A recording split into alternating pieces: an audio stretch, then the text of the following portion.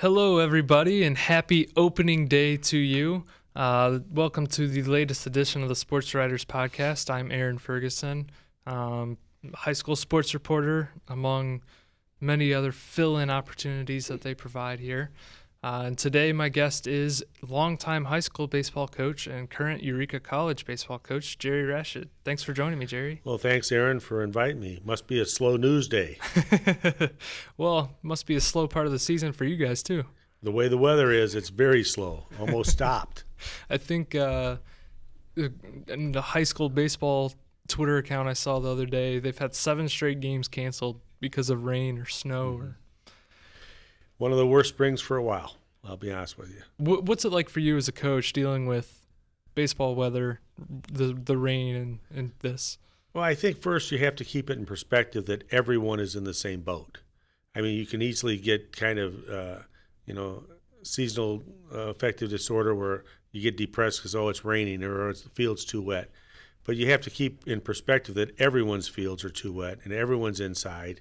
So, I mean, it kind of makes you from a standpoint that that everyone's in the same boat, and almost literally with the rain, but it's in the same boat that everyone's suffering and fighting through it. But you have to. It's a grind, and you have to kind of keep grinding in practice and keep grinding in the cages to make sure you stay sharp. And you got to throw some fun in with it to make sure that it's not, painful to come to the gym to practice baseball, which it shouldn't be played in the gym anyway. Do you guys get cabin fever ever? Oh yeah, the kids do, and we do some things to make it kind of fun, whether it be a wiffle ball game inside or whether it be diving for ground balls on a mat. Just do different things to try to keep it light. How much can you guys get accomplished in a gym? Well, hitting wise, you're in the cages. That's really about all you can do. We're fortunate at Eureka that we built a second cage. So we have one cage where we do small ball stuff and do off-speed balls, and we have a large cage in the main gym where we, actually hit and do tee work. So we get a lot done offensively, probably more than defensively. We do drills defensively, but it's off a gym floor. We're fortunate this year at Eureka College to have the turf football field, and we've been going out a lot on that, particularly the infielders. We'll do a whole infield and do all of our PFPs, do everything on the turf, and it's a remarkable tool for us, fantastic venue for us to be able to practice. I have to imagine a lot of the everyday things from high school baseball to college baseball is very similar for you, but how's the transition been to Eureka? Well, you're right. On your first statement, the game's the game. Baseball's baseball, whether you play in college, whether you play in high school, whether you play in pros. The transition, I think, probably is the strength and size of the players, the maturity of the players that are now 21 years old versus, some of us were playing with 15-year-olds or 16-year-olds. And that transition is kind of an exciting one to see, balls really get across the diamond quickly. Actual pitchers that really throw the ball hard and have great off speed, and more than one. We're lucky in high school if we get 2 pitchers and 3 infielders that can do it. Now you're sitting with much more than numbers-wise than that. That transition is one that's been kind of fun to be a part of. What have been some of the challenges that you've already experienced in your short time as a college coach? I think probably one of the biggest challenges is continuing in making relationships with the players because you don't see them every day. Mm-hmm. I mean, that's a challenge that I try to find where I go to the lunch, the commons, and see them and say hi to them, see them on campus, see them during the basketball games. Because in high school you see them every day. If they're having a breakup with their girlfriend. If they're getting a bad grade. If they're screwing around in class. Well, in college you really don't know any of those things. So you kind of develop different types of relationships, not so much in a social standpoint like in high school, but more on a little bit more of a professional level, talking about academics, maybe jobs, maybe type of classes they're taking, things like that. Is a big difference between the type of relationships you develop, and plus we talk about differences in high school. I was always kind of known as, you know what, you're never going to get rained out of a game at IVC. And if you do, you're going to try and play somewhere. Well, in high school, hey, can you get us a bus to go to East Peoria? Because we can play on their field. Yeah, we'll get you a bus, you can go. Well, in college, it doesn't work that way. You're rained out, you're really rained out.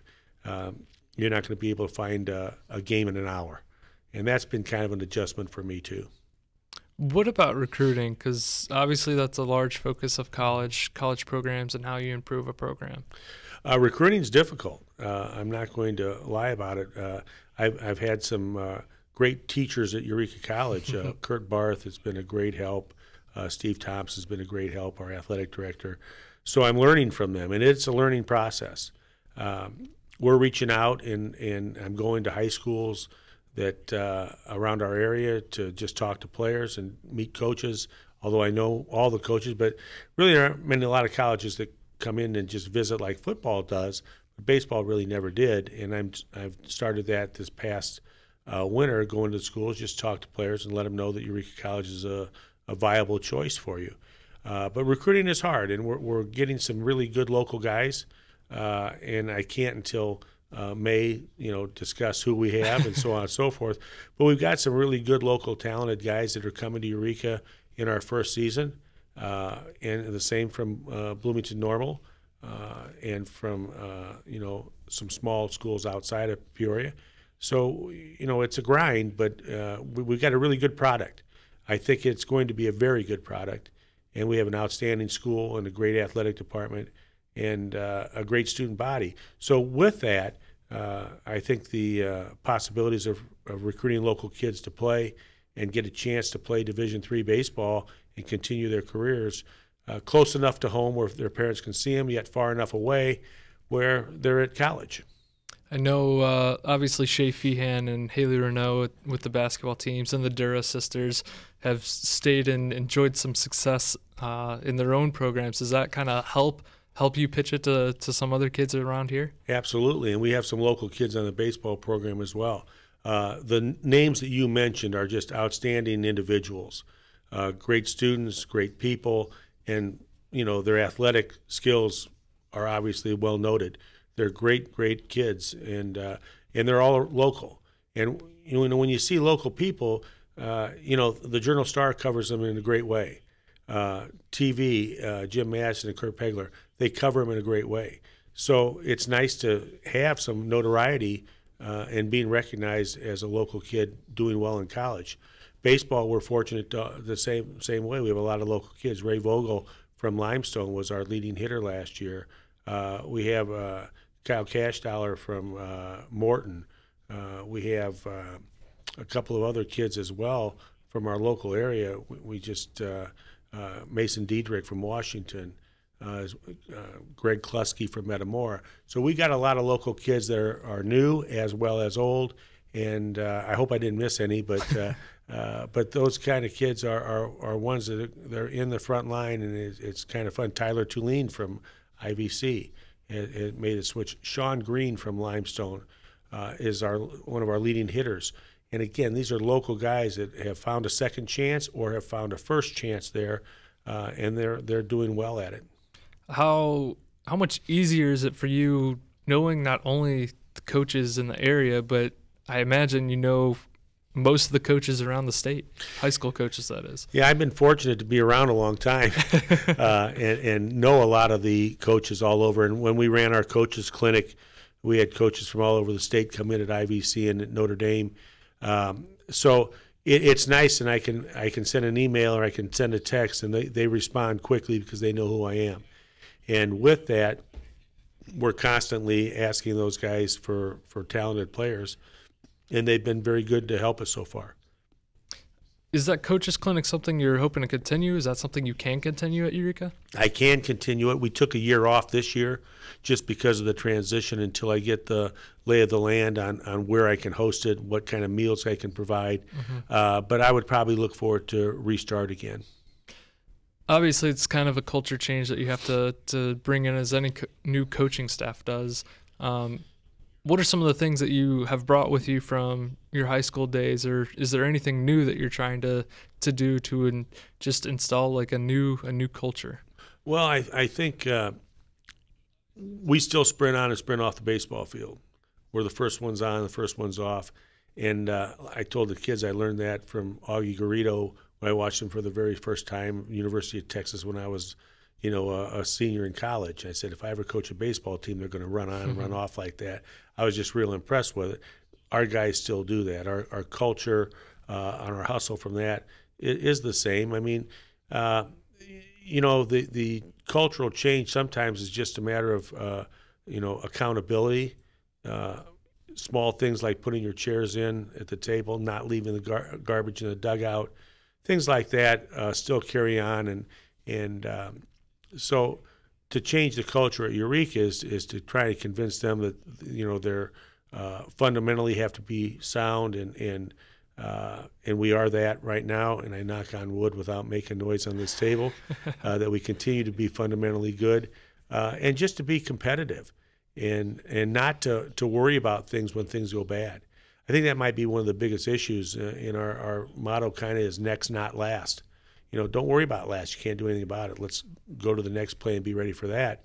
And I think sometimes that was a problem, and that's the culture that we're trying to change. And to accept and be happy with high expectations. Don't be scared by them. Embrace them and say, man, this is really great because we're in this game and we're going to now win. Baseball is such a mental game. I know from playing that and dealing with the high school kids, whether it's in my job, coaching before this, or like I said, playing, how different is the mental aspect of the game from high school to college? I think it's really quite a bit different. I mean, a lot of times, when high school, you try to talk about work ethic and try to talk about how important the weights are. And now, mentally, they have to see and they know the difference between lifting hard or not lifting hard or what they perceive as lifting hard. I also think when you talk about the mental game, the approach, offensively is much different, and it's much more important in the college game. In the same way, defensively with your pitching, just everything about it. There's just a little bit more detail to it, and I'm learning that as I progress. And I remember a lot of it when I was coaching in the collegiate league, but I do know that it's a lot more than in the high school game right now. Mm-hmm. I think you look at the general landscape of baseball and kind of what the public sees. Obviously, with today being opening day, you see the Major League Baseball teams in the spotlight, and they're bringing in these analytics. The Astros might be going to a fourth outfielder at times, and there's all this shifting and all these numbers that kind of change swings. How much of that do you implement at Eureka, and can you implement it? Well, we really get a really big spreadsheet on statistics. Now, whether or not I'm smart enough to understand and do anything with it is in question. But you do start getting percentages quite a bit, whether you're hitting with men on or whether you're swinging at first pitch strikes that are good and whether you're hitting them, what your averages are against all these. We get quite a spreadsheet from Brian Moore, our SID. And with that, you can put things together with it. We've always had a fourth infielder on certain times. We've run it once or twice in my career. That's not something that's going to be out of the ordinary. When you said something about a fourth outfielder, hell, all we're doing is missing is a big ball in softball, where the fourth outfielder comes in. But they have it down pretty well. And, football's been doing it for years. They've been analyzing, overanalyzing film and stuff. And now baseball, I think, was a little bit behind and now is caught up very quickly. Do you think that's better for the game? I think a lot of people, you see the runs kind of go down a little bit, but they're on an uptick now. Whether baseballs are juiced or not, that's a different discussion. Yes, but it is. But do you think that this is better for the game, the numbers and the analytics and being able to figure these things out? Well, I think it's better for the game if you want to prevent the other team from winning. From a fan standpoint, I'm watching games where, man, that's a great RBI single, and the second baseman just fielded it and threw you out from short right field. From that standpoint, I'd love to see a hit as opposed to a 4-3 from 125 feet away. So it's just kind of difficult. You want your team to win. You want it to be. It's hard enough to get a hit, let alone try to get hit with 4 outfielders. But that's the business, and that's what they're there to do is to win. I'm sure they laughed at some point of the forward pass, and now all of a sudden in football, that's the majority of it. I've always said that Ronnie Belliard, former Cleveland Indians, among many other teams, second baseman, kind of started that whole thing because he would play way back out there, but I don't think it's because he had the range to play on the dirt. I think that might be it. And it wasn't because of the analytics. No, not at all. Obviously, speaking of the Indians, Zach McAllister, one of your former players, how often have you talked to him recently, and what do you kind of expect for him this year? Ironically, we were just texting last night. I texted him and wished him, another successful camp for him and another great year for him. You know what? He's, one of the, I think, really top relievers for the Indians. They traded a couple closers away, and now maybe he just moves up the chain on what innings he pitches. But he had a great year last year. His numbers were fantastic, and he still carries himself as a top professional. And it's really neat to see, and he still comes home, lives here, and still is around and still helps people when they ask him. I think he was kind of like they were trying to use him as a starter at one point, and now he's in the bullpen. And I read a story over spring training that said that they're trying to extend him not into a starter's role, but now with the not positionless, but basically role-less relievers. Is that something that you kind of like to see in baseball? Well, I'd love to see him on the mound as often as possible. So if that's good for him, then that's good for me.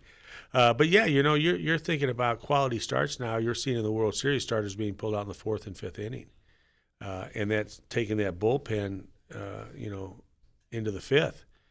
Where normally, back in the old days with Bob Gibson or Drysdale or any of those guys, manager go out there to pull them out, and they tell them, get off the mound. I'm not getting off the mound. I got, another inning to pitch. So those things have changed the game. There's no doubt. And you're talking about relievers. You used to have a closer come in the 9th. Now you got a guy that comes in the 8th to set up to close in the 9th. And then, God forbid that you have to pitch, 22 pitches as opposed to 9 or 12, because now all of a sudden that's a big deal. That reliever role, what once we thought of was the 8th and 9th when we were growing up. Well, there wasn't one when we were growing up, but at least me. But now the reliever role starts in the 5th. And, that guy in the middle might be able to go 5, 6, and pitch 2 innings and 3 innings. And, that could be a role for someone like that. Is that kind of something that we've already seen at the college game, or something that can be used in the college game? Well, I think in our case in the college game at Eureka, it's because we don't have that many guys that can say, "All right, you're going to pitch this inning, this inning, this inning." So we're putting guys in all the time. I mean, if it means we can get an inning out of you, then we're going to use you. I go a little bit longer right now on our starters simply because I think they're our best pitchers and our strongest pitchers, and if I can get an extra inning out of them, I would before I would put a reliever in. But as the game goes in the 7th in a 9-inning game, they're hitting a pitch count of about 110, 105. Well, they're about ready to come out, and now we got the relievers to go in. I think the IHSA, or the National Federation of High Schools, implementing a pitch count was good, and I think it also has some bad effects. But I think Peoria Heights used it extremely effectively last year to win a state title. They kind of modeled it after Major League, what the Major League managers are doing with Begner coming in and shutting them down. What do you make of just the IHSA pitch count limits? Because you did coach, I guess, with those for a year.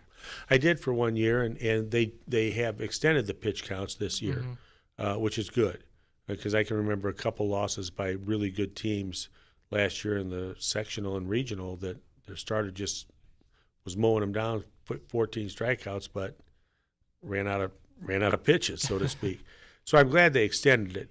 I think probably one of the biggest things that I had any problem with was the amount of time off. That if you reached a certain number, that you had to wait 5 days, and I thought that was a little excessive. And it worked out well for the Heights, and Matt King did a great job for Peoria Heights, and Lyle Begner was his assistant. They worked it very well. They had a great plan. They implemented it, and their pitchers came through. And the results of state championship, really, really happy for the Heights. But I think, if you have the right type of pitcher, then you could do that. But you got to really be sure on your pitch counts that you're under, 40 or 45, and then you can go one day or skip one day. And that's a lot of thinking, a lot of pressure on that kid to make sure you get that job done that day. Mm-hmm. I think one of the interesting things that I kind of noticed was that you have an ace pitcher like a Logan Peterson at Morton, or a Taylor Catton at Dunlap, who's going to go throw on Monday, and their first middle line game of the week. But then if they hit that 105, it might be more now. It went to 110. But if you hit that, basically you can't pitch again until Monday. That's right. I think you have to wait 5 days. Yeah. So it'd be Tuesday, Wednesday, Thursday, Friday, Saturday. No games on Sunday, so you're back to Monday. So I think that's part of the issue, and I've heard that complaint from many coaches when I did that story back in May. Right. But I think it's interesting how coaches have to plan it out now. How far did you have to go in each week saying, okay, here's the game plan of who's going to pitch, how many pitches, and then kind of have to adapt to it? Yeah, we really did. I mean, we knew who the starters were going to be for the conference games, and we knew if we – sometimes, you kind of guess, well, we're ahead and we're playing well, let's pull them, and that can always backfire. But, yeah, you did have to plan ahead and who's going to pitch where and when, and can I get by with 80 with him and then come back, 3 days later or 4 days later and pitch him again, but then I only have 75 pitches. So you just kind of do it. And then after a while, it's almost like, you know what, we're going to pitch and win this game with you. And then we're just going to go with the rest of the staff, and then when your time comes up, it comes up. Because sometimes you can almost outthink yourself and not get the quality of pitching that you wanted because they're thinking too much too. Mm-hmm. Is there extra work involved from a coach's perspective that you have to enter in those? It's really not difficult. You have your pitch counts, and then you just go in the computer and plug it in. Okay. I mean, it takes a couple minutes. It's nothing that you would think of that, originally you thought, oh man, this is gonna be a pain, I gotta do this. The names are all there, all you gotta do is punch it in. It's not hard. Good. Well, it's opening day, and I think Ian Happ homered on the first pitch of the season, so the Cubs are going to win the World Series. Yes. I'm sure many people think that. Oh, no doubt. And we'll have $10 billion of sales for the W flag and everything else. So, but no, I think it's a great time for sports enthusiasts, especially baseball fans, that opening day comes. It's kind of the rite of spring. It's coming, and it's exciting, and for all the teams. Everyone's got a chance today to win the World Series. Now, when you've lost 88 games or 100 games, then it's not quite as exciting, but everyone today has that chance. And the same way with the Eureka Red Devils, we have our chance to win our conference or to be second or to whatever it might be. We're still in that first phase. We only played 2 conference games, so we have our chance.